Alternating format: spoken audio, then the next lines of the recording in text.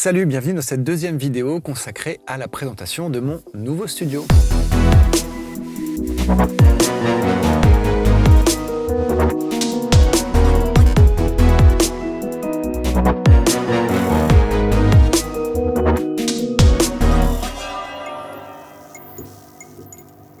Allons directement à l'essentiel, le bureau. Une bonne station de travail, c'est primordial.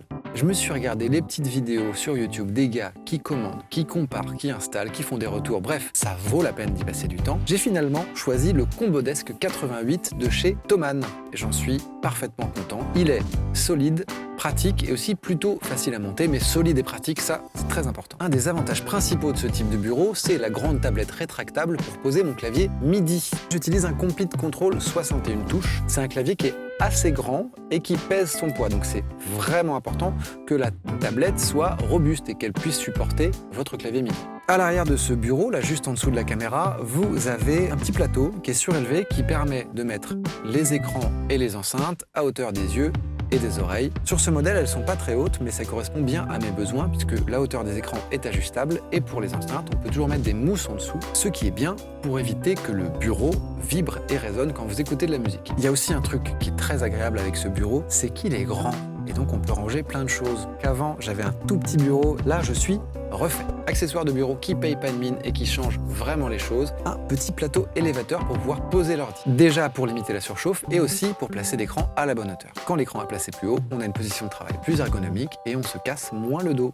Justement, transition toute trouvée, l'ergonomie et les problèmes de dos sont les raisons qui m'ont fait me tourner vers des chaises ergonomiques. En partenariat avec Steelcase, j'ai pu récupérer une Gesture bleu clair et une Please Cobalt gris clair sur laquelle je suis actuellement assis. Depuis des années, comme beaucoup, j'ai des problèmes réguliers au dos, surtout au niveau des lombaires, parfois au niveau de la nuque où je suis bloqué. Bref, c'est une zone sensible et donc un sujet important. Quitte à être vissé plusieurs heures par jour sur un fauteuil, autant que ça ne se passe pas au détriment de ma santé. En gros, si vous ne connaissez pas le principe, ce sont des chaises haut de gamme sur lesquelles on peut régler tout un tas de paramètres. Il y a la hauteur, l'inclinaison du dossier, ça c'est classique. Il y a aussi la profondeur de l'assise, la hauteur et l'inclinaison des accoudoirs.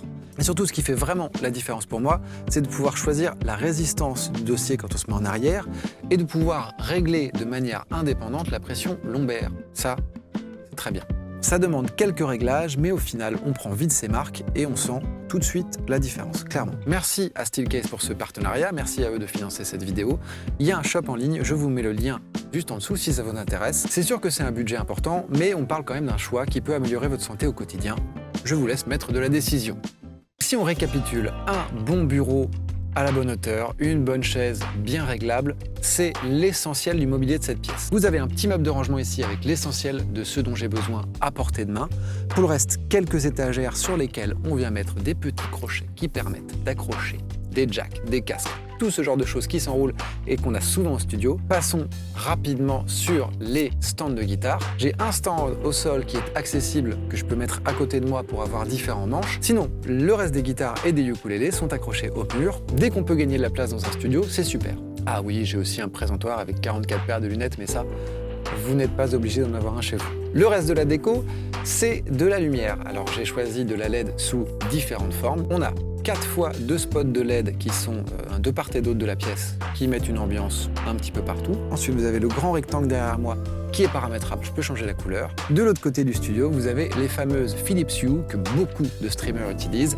C'est vrai qu'elles sont pratiques, ça marche très bien, et en plus on peut les commander avec un smartphone. Bref, on est content de ce truc. Et voilà donc pour la partie mobilier et déco de ce studio. J'espère que ça vous a donné matière à réflexion. N'hésitez pas à laisser un petit commentaire et un petit like pour améliorer le référencement de la vidéo. Et on se retrouve dans la prochaine vidéo qui sera consacrée à mon matériel de home studio.